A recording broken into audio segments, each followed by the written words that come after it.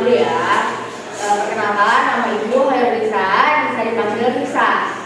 Oke, biar menarik perkenalan kita, jadi perkenalannya itu disebutin nama, terus sama disebutin tempat lahir. Jadi nanti disebutin dari yang awal, ya. Misalkan Hairunisa Nisa Papua, dimulai dari sini.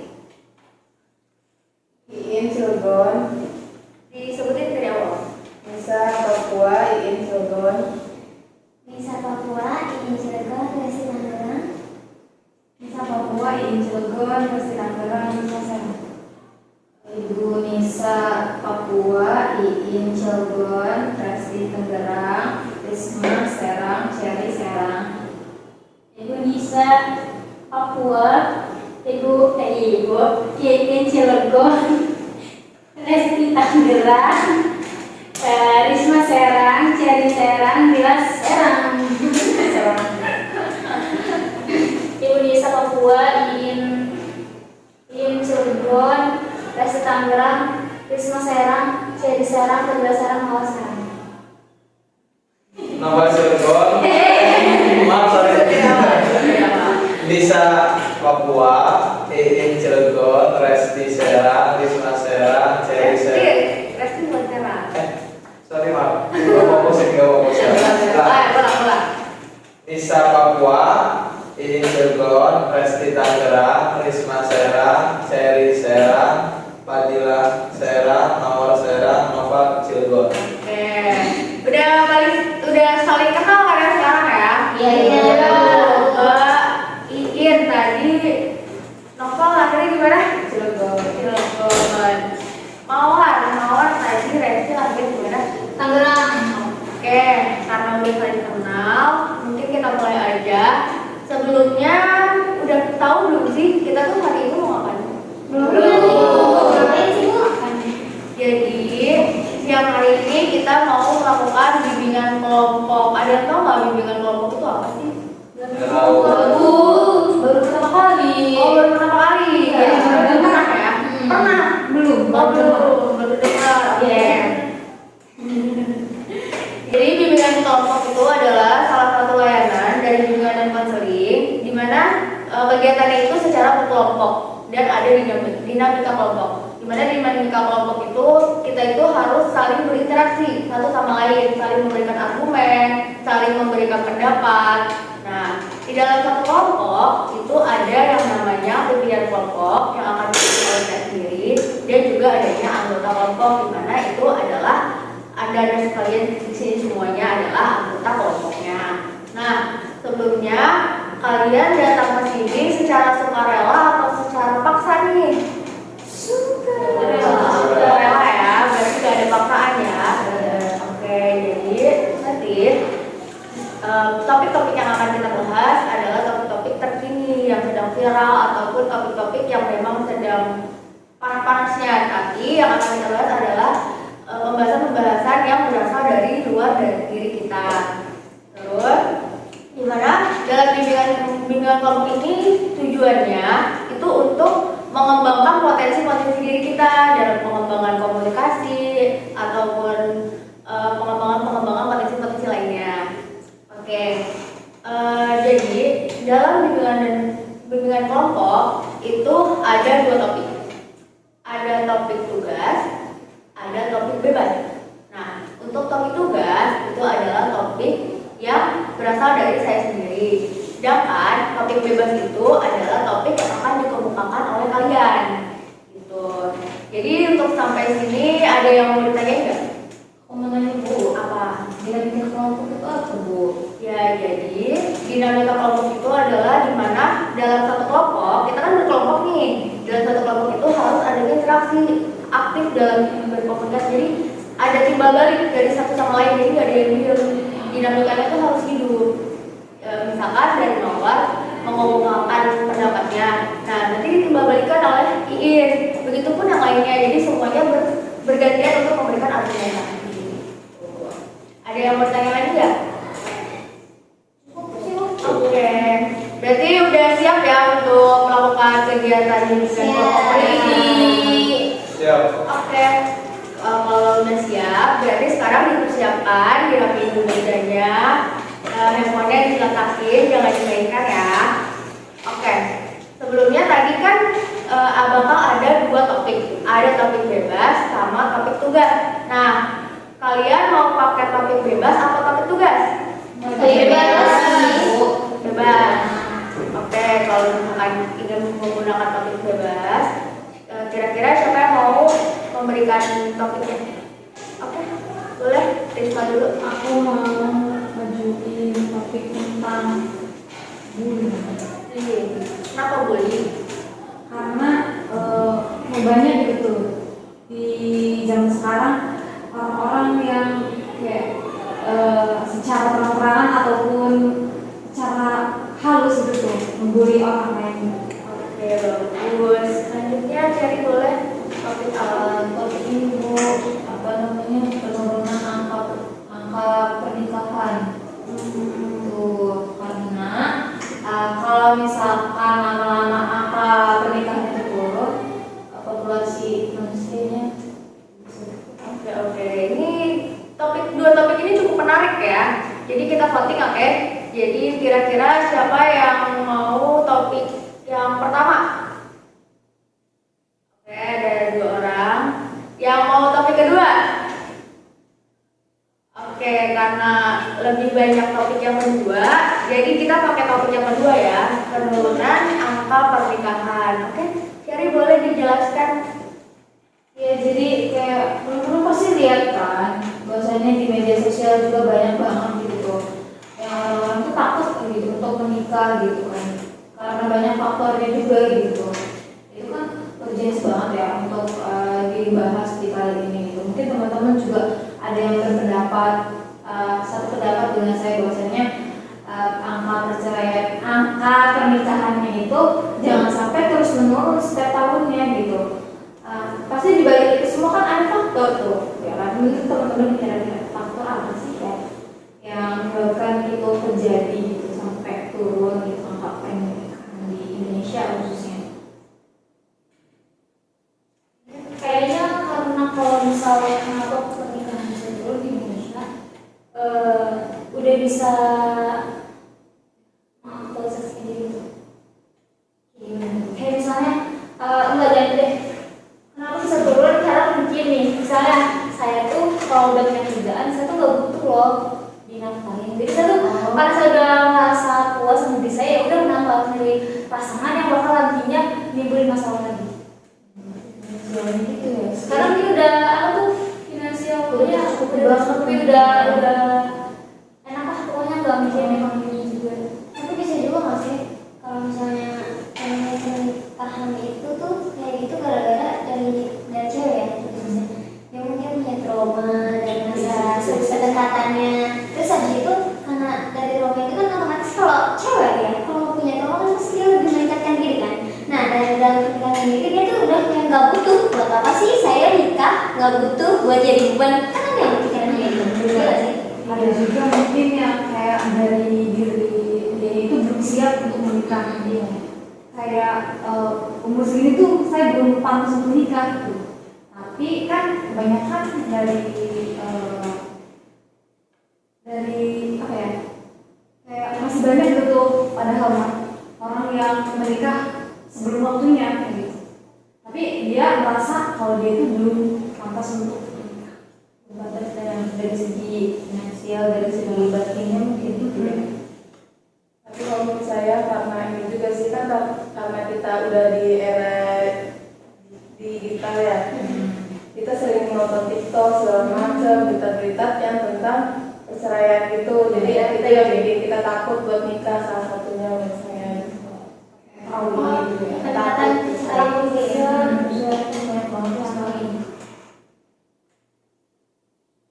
Jadi ingin menanggapi ya terkait apa yang telah disampaikan oleh teman-teman ya.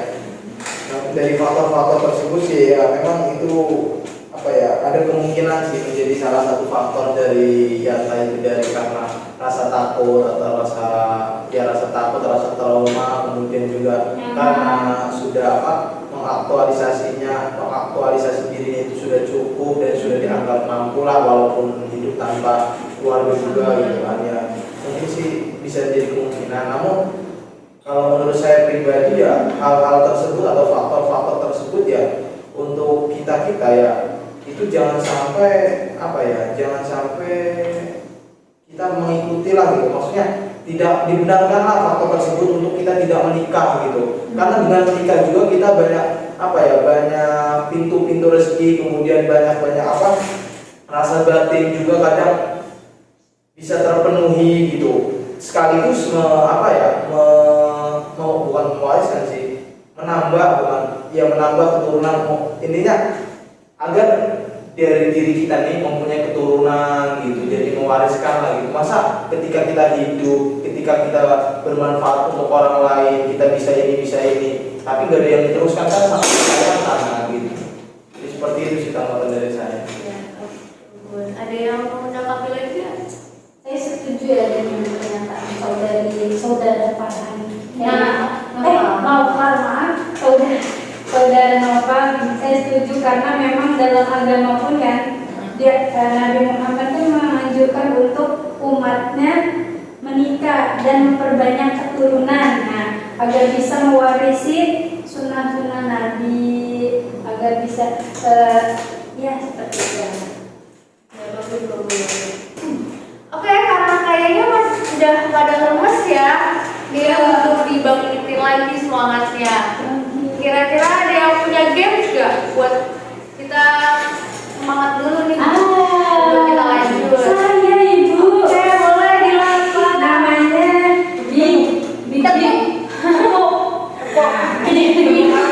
Gimana nih? Boleh dicoba.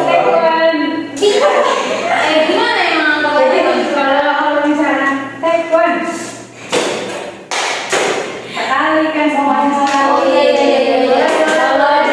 Kalau tadi tek apa big ya? Taekwondo. Kalau itu berarti 2 kali.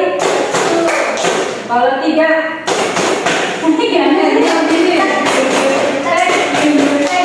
Gitu bu.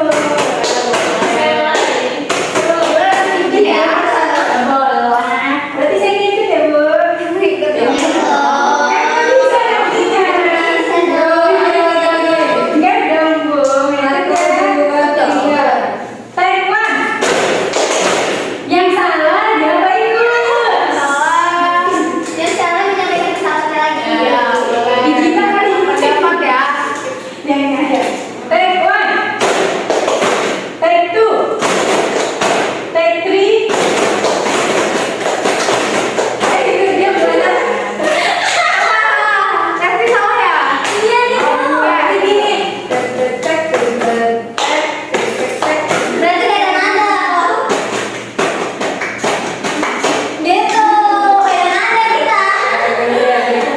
Beda nadanya. Jadi siapa ini yang salah? Aku. Oke, Resti. Kan tadi kesepakatannya yang salah masuk pendapat lagi. Berarti gimana nih pendapat Resti terhadap tadi pendapat dari Dila?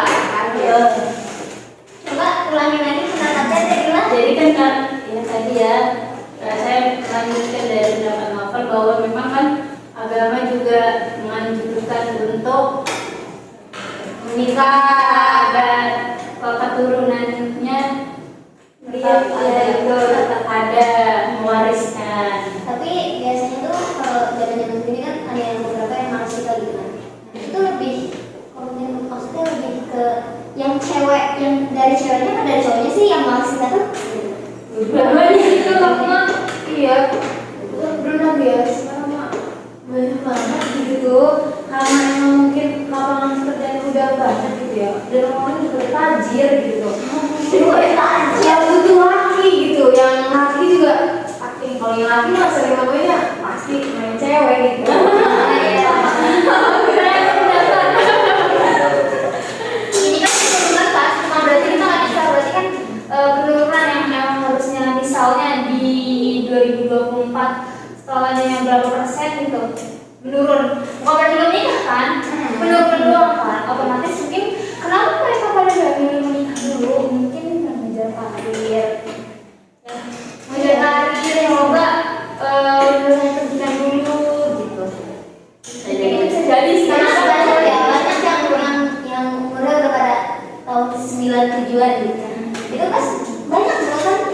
pada nikah yang disuruhin dulu, ya kan? Jadi dia lebih pentingin kerja dulu, gue mau nyari cuan dulu gitu. Gue gak apa-apa cuan, gue mau ini biar nanti anak gue lebih enak gitu. Mungkin bisa jadi nunda-nundanya itu sih. Tapi ya tadi kalau yang disampaikan oleh teman saya cewek gitu ya, apa itu laki-laki itu bisa main cewek ya, tapi saya itu bapak perempuan juga bisa main cowok. Jadi ya dalam konteks ini ya sama-sama semuanya itu berperan tuh, baik cowok atau baik laki-laki gitu. Akan tetapi setahu saya gitu mengenai hal-hal atau konteks yang di luar gitu, kebanyakan orang-orang yang nggak mau menikah itu dari perempuannya. Yang setahu saya. Nah, terlepas dari itu, menanggapi apa yang dikatakan oleh Mawar itu kan mungkin sekarang banyak lowongan pekerjaan, banyak yang bekerja sebagai ini gitu kan. Namun ya bagi saya, ketika perempuan itu emang silakanlah perempuan itu bekerja, silakan perempuan itu berpendidikan setinggi-tingginya. Namun ketika udah waktunya, udah saatnya itu nikah lagi. Nikah gitu. Jangan sampai nikah. Karena terkadang kan ketika perempuan itu sudah nyaman berkarir, sudah ya intinya kebanyakan orang sih rata-rata berkarir sih bagi saya. Nah, ketika perempuan-perempuan ini sudah nyaman berkarir, nah di situ kesalahannya karena ketika sudah menjadi nyaman dia lupa untuk menikah gitu. Nah dari situ kan yang menjadi salah satu penyebab penurunan angka pernikahan gitu. Jadi silakanlah kalian bekerja, tapi ketika sudah waktunya maka nikah gitu, jangan sampai nggak nikah gitu.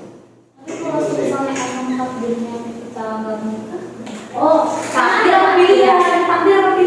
nasibnya yang menikah ada kan beberapa orang yang nggak menikah sampai akhir hayatnya. Tapi takdir itu pilihan. Yang milih kita sendiri. Nasibnya jadi takdir. Iya, nasib kita tuh nasib kita yang untuk kedepannya itu pilihan kita dari awal.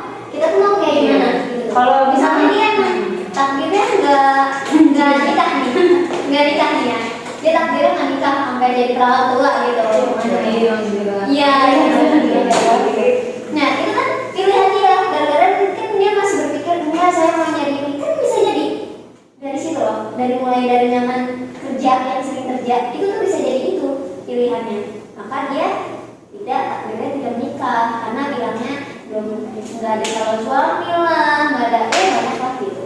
Tapi tuh kemarin sempat ngeliat podcast, tahu nggak sih yang bapak-bapak sama anaknya kayak diskusi gitu loh? Yang di TikTok. Aku nonton di YouTube. Yang keluar itu. Anaknya yang siapa namanya? Nonton itu ya. Itu bahas katanya kata bapaknya itu emang kok ada beberapa orang yang emang gak punya jodoh di dunia. Jadi jodohnya tuh disiapkan gitu loh.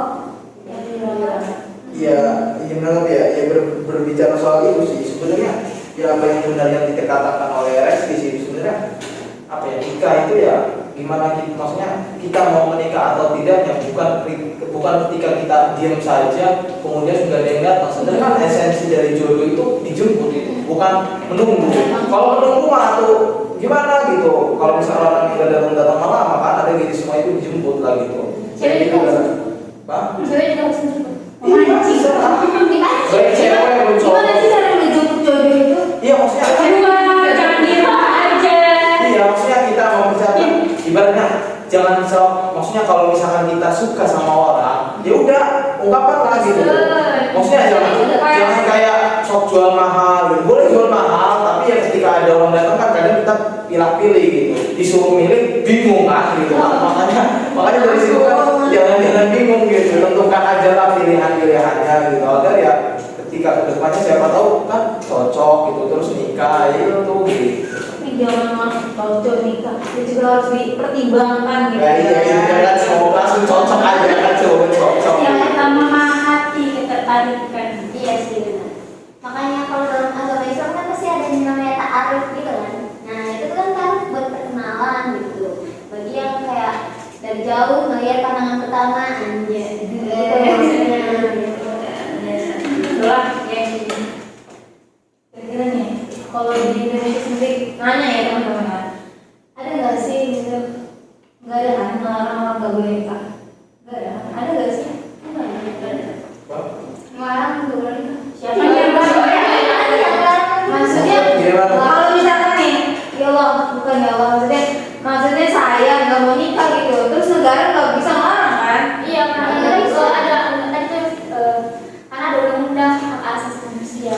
Jadi bebas dong orang mau nikah apa enggak. Cuman alangkah baiknya dalam agama pun menganjurkan, berarti kalau menganjurkan pun pengen ya sebentar lagi mengharuskan dia untuk menikah. Jadi kan dalam hadis juga kan paman rombongan sunnati ya Allah alaihi nih kan. Siapa yang tidak mengikuti sunnahku, bahwa dia bukan umatku. Ya, yang dianjurkan menikah. Kalau mau menikah dan aku gurunya kalau Nah, iya. kan kita juga manusia, manusia seksual kan. Iya. Kalau menikah banyak guru. Harus menyalurkan. Tapi kan ada banyak beberapa yang balik kayak si terbit-terbitnya. Ya, itu kan tidak nikah. Gimana? Ya, izin menanggapi persoalan seperti itu. Bisa soalnya. Sebenarnya apa ya? Ya silakan sih kalau misalkan kalian mau tingkatannya seperti Robi atau Adewi ya. Tapi itu tingkatan yang paling tinggi itu. Kalau misalkan kalian pengen seperti itu ya ibadahnya benar-benar ya segala ibadah sholatnya, puasanya, menjaga pandangannya terhadap perempuan. Silakan kalian fokus dan itu ada yang diperbolehkan. Kalau misalkan benar-benar gak mau nikah dengan alasan fokus ibadah itu silakan. Tapi kan kita bisa nggak dulu. Kalau nggak bisa ya udah kita nikah aja. Nah nikah juga termasuk ibadah gitu. Tapi 99%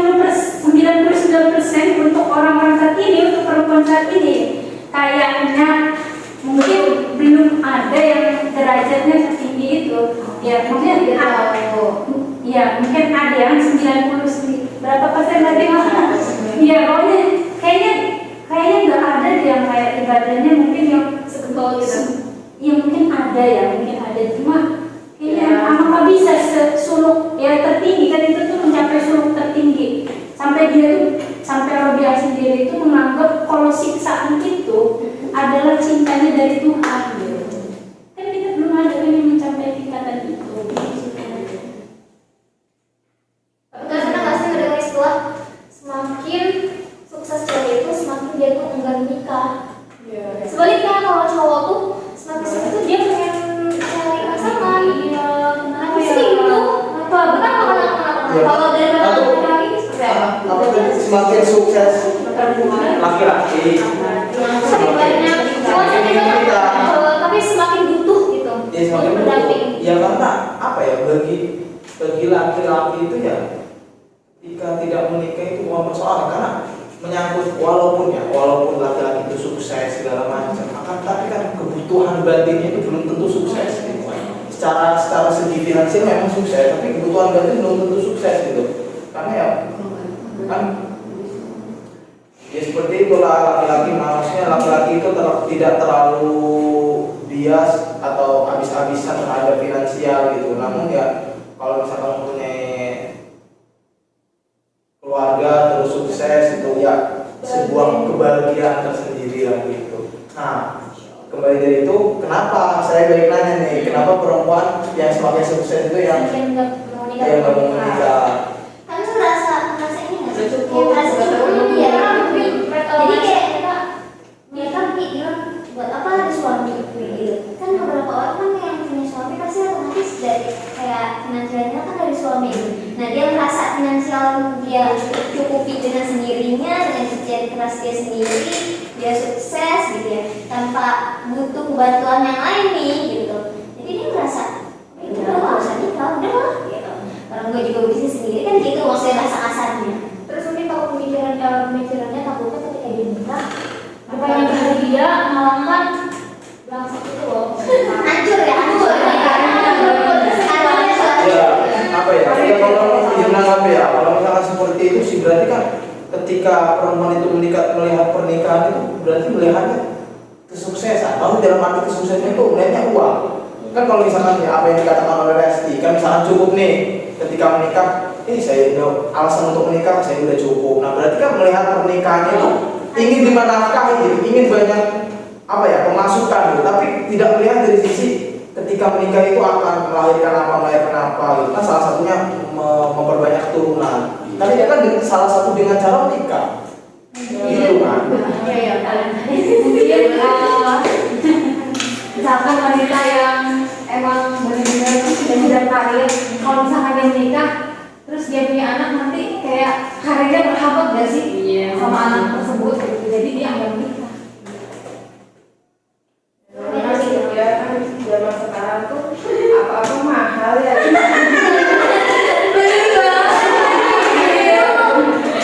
Semuanya serba uang gitu kan. Zaman sekarang nggak ada yang tanpa pakai uang gitu tuh. Nanti ya apalagi misalnya si suami ini misalnya kita pakai skincare, makeup segala macam, nah terus kalau sudah nikah ternyata suami itu marah-marah, jadi kayak malas gitu nggak sih? Ya kalau misalkan seperti itu kan bisa saja menikah dulu, kemudian punya penghasilan di skincare kan, nggak harus sudah menikah. Tapi kalau ternyata suaminya nggak bisa kerja gimana? Atau kalau itu kan tinggal didiskusikan lagi, buat kontrak. Mas, misal saya nggak boleh kerja nih, siap nggak untuk beli ini? Oh, kalau misalkan siap, atau silakan gitu. Kalau nggak siap ya udah berarti pilihan ini seperti apa gitu. Jadi ada kontrak atau perjanjian lah gitu. Jangan sampai alasan itu buat nggak menikah gitu. Tapi takut juga gitu ya, kalau dari cewek takut juga pas menikah gitu, takut nggak bahagia. Harusnya kan menikah tuh melahirkan kebahagiaan gitu ya. Selain itu malah kebalikan kayak gitu tuh, gimana? Makanya banyak banget ketakutan cewek-cewek kayak gitu. Oke, sendiri sudah bahagia nih, nanti sama laki ini lagi nggak bahagia kan jadi takut gitu tuh. Itu sih kekurangannya kalau menurut aku ya, itulah kekurangannya perempuan. Dia itu, kita itu memikirkan apa yang belum kita terjadian gitu. Ketakutan yang banyak gitu. Padahal itu tuh belum terjadi. Itulah yang membuat wanita itu bermain di situ, pikiran.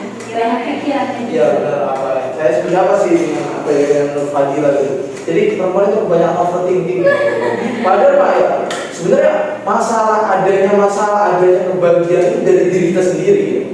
Bukan dari orang lain. Itu menurut saya sih. Walaupun ketika kita menikah itu kita mempersepsikan takut nggak bahagia. Nah, kata takut nggak bahagianya kan itu udah dipersepsikan oleh manusia kita sendiri kan. Nah, kemudian menjalani pasti bawaannya nggak bahagia gitu. Apa-apa langsung nggak bahagianya. Tapi kalau misalnya menjalani dengan santai, bahagia, happy lagi, enjoy aja lah gitu. Pasti akan dengan berjalan juga bahagia lancar lah gitu kan. Allah kan gimana perasaan hambanya juga ya. Iya, kayak gitu. Kalau pengen bahagia nggak bahagia, Nah, justru ketika kita belum mengalami kebahagiaan juga itu suatu masalah. Karena emang masalah itu ada di setiap kita semua. Gak mungkin kalau kita nggak punya masalah, pasti akan ada masalah gitu. Malah kalau kita nggak ada masalah, itulah masalah gitu. Iya. Tapi kembali lagi tadi ke cari banyak orang berthinking. Itu tuh sebenarnya karena kelebihan informasi. Karena era globalisasi ini, membuat kita tuh mudah mendapatkan informasi. Kayak sekarang banyak perselingkuhan. Di tahun 2024 aja udah banyak banget kasus perselingkuhan yang pilot. Ya, terus kan banyak kan perselingkuhan itu tuh buat kita tuh punya stigma buruk. Kalau nikah nanti kayak gini, daerah itu sebenarnya karena lebih informasi. Apalagi informasi-informasi tentang yang negatif nih. Peningkatan ya KDRT, terus peningkatannya perceraian. Kan itu jadi buat kita takut gitu tuh. Terus mikir kayak, nanti kalau gue nikah nanti kayak gini gimana gitu tuh. Itu sih yang bisa membuat pikiran takut sendiri gitu. Oke, jadi menurut kalian dalam kasus penurunan angka pernikahan, solusinya tuh apa sih? Ada misalnya solusi dari ini biar orang-orang tuh nggak takut loh menikah gitu. Jangan terlalu banyak ini sih berpikiran yang negatif. Itu jalanin aja. Harus ada edukasi sih. Edukasi ya. Ya, solusinya ini sih ya sebetulnya apa? Ya benar sih ya tadi kurangi rasa overthinking mengenai kayak semisal rasa takut tidak bahagia, kemudian rasa takut tidak tercukupi gitu. Kemudian juga kita harus menghilangkan ego kita kayak yang telah disebutkan tadi, lah kita udah sukses di karir, ngapain kita nikah. Nah, itu kan ego-ego yang harus dihilangkan gitu. Kemudian juga kita harus melihat bahwa esensial pernikahan itu tidak hanya sekedar suami mencukupi kebutuhan kita, namun ada perasaan batin yang harus kita salurkan, yang kemudian kita harus kita tanamkan bareng-bareng gitu menuju pernikahan yang sakinah gitulah, yang diharapkan oleh semua orang gitu. Oke. Itu sih. Baik, topiknya udah cukup bagus, pendapat yang dikeluarkan juga cukup bagus, solusinya juga udah cukup bagus banget yang kalian ungkapkan. Kira-kira ada yang bisa memberikan kesimpulan? Risma, bisa memberikan kesimpulan dari topik yang kita bahas pada siang hari ini? Oke, mungkin dari saya, nggak semua tentang pernikahan itu negatif gitu. Jadi kurang-kuranginlah apa sih namanya overthinking gitu tentang hal-hal negatif yang ada dalam pernikahan. Terus kita jangan terlalu fokus gitu terhadap karir. Kalau misalkan udah waktunya menikah ya kita menikah gitu. Jangan menjadikan karir sebagai capaian terakhir gitu dalam hidup. Oke, cukup. Terima kasih ya Risma. Baik, sekarang mungkin ada yang mau memberikan pesan dan kesan dari bimbingan kelompok pada siang hari ini. Boleh.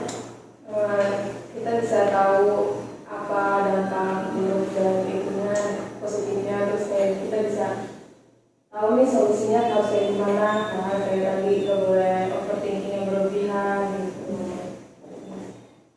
Ada yang mau memberikan pesan-pesan lagi?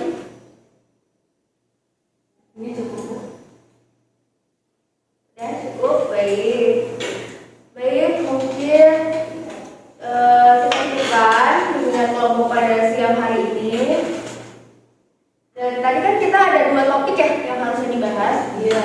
Kira-kira untuk topik selanjutnya mau dibahas kapan? Minggu depan Minggu depan di hari yang sama, di jam yang sama. Oke, berarti minggu depan di hari Kamis di jam 1 ya? Iya. Baik, terima kasih untuk semuanya. Semoga apapun yang telah kita bahas bisa bermanfaat buat semuanya. Amin. Semoga kalian juga selalu dalam keadaan sehat walafiat. Amin. Oke, saya cukupkan. Wabillahi taufiq wal hidayah. Wassalamualaikum warahmatullahi wabarakatuh. Waalaikumsalam warahmatullahi wabarakatuh.